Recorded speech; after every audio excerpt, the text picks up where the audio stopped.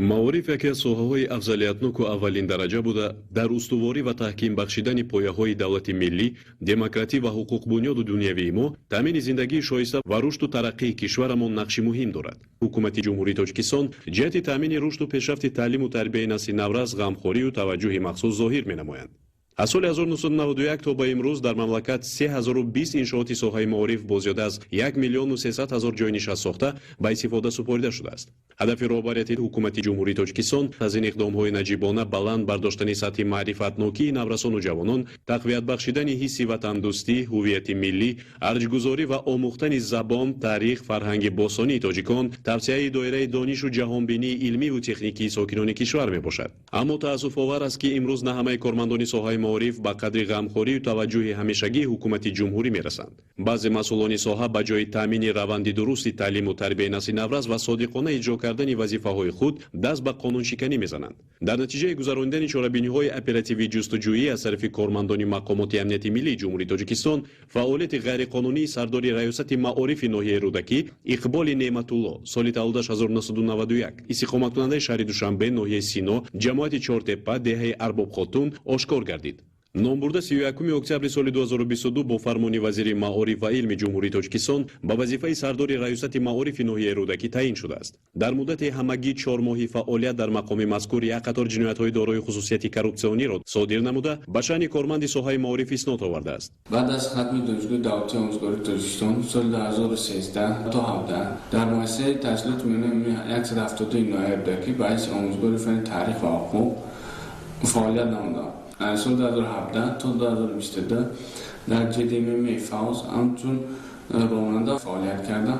31 اکتبر سال 2022 با فرمایش وزیر معارف و علم جمهوری تاجیکستان همچون سردار ریاست معارف ناحیه رودکی فعالیت کردم. طبق нишондоди Иқболи Неъматулло, ӯ аз рӯзҳои аввали фаъолияти хизматиаш мунтазам ба фасодкорӣ даст зада, тавассути алоқаҳои ҷиноятиаш аз роҳбарони муассисаҳои таълимии ноҳия бо роҳи тамаҷҷӯӣ маблағҳои калони пулӣ меситонидааст. дар давоми моҳи ноябри соли 2022 Иқболи Неъматулло бо директори муассисаи таҳсилоти миёнаи умумии рақами 182 ноҳия Назаров Қурбоналӣ, раиси иттифоқи касабаи раёсати маорифи ноҳияи Рӯдакӣ Мавҷуда Табарӣ ва муовини сардори раёсати маорифи ноҳияи Рӯдакӣ Раҳимова Маҳбуба бо баҳонаи гузаронидан аз аттестатсияи давлатӣ аз директорони муассисаҳои таҳсилоти миёнаи умумии рақамҳои 182, 66, 65, 173, 123, 36, 120, 51, 180, 174, 46 ва инчунин 25 муассисаи дигари таълимии ноҳияи Рӯдакӣ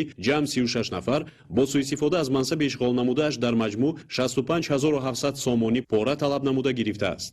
در مبایمه ماه دکتبر سال 2022 به خاطر از اتستات گذراندن دیرکتوران مؤسسه تحصیلات میانه عمومی 182 و مبلغ 2000 سومانی از دیرکتور مکتب 123 2000 سومانی از دیرکتور مکتب 65 با مبلغ 4000 سومانی از دیرکتور مکتب 66 با مبلغ 5000 سومانی از دیرکتور مکتب 173 با مبلغ 4000 سومانی رو گرفتم.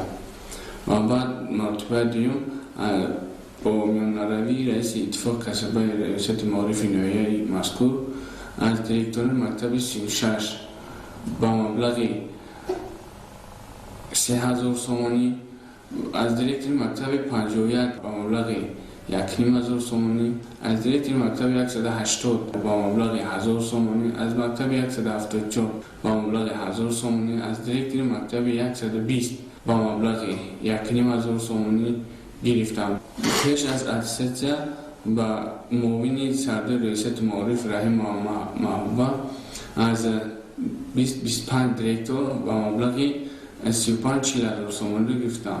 Иқболи Неъматулло таъиноти кадриро дар муассисаҳои таълимии ҳудуди ноҳияи Рӯдакӣ бо гирифтани пора анҷом медодааст. аз ҷумла дар асоси маслиҳати пешакӣ аз муовини директори мактаби рақами 117 ноҳияи Синои шаҳри Душанбе Шеров Валӣ Шермаҳмадович 10,000 сомонӣ ришва гирифта, ӯро ба вазифаи директори мактаби рақами 73 ва аз муовини директори мактаби рақами 130 ноҳияи Фирдавсии шаҳри Душанбе Тоҷиддинов Ғолибҷон Ҷурахонович 10,000 сомонӣ ришва гирифта, ба вазифаи директори муассисаи таҳсилоти миёнаи умумии рақами 72 ноҳияи Рӯдакӣ таъин намудааст. با خاطر با وظیفه تعیین نمودن تاجدینov غالیبجان که جانشین دیرکتور مکتب 130 ناحیه فردوسی بود ба хотири ба вазифаи директивӣ таъин намудан 10,000 сомонӣ гирифтам ва баъд аз он фармоишашро баровардам ба вазифа таъинаш кардам.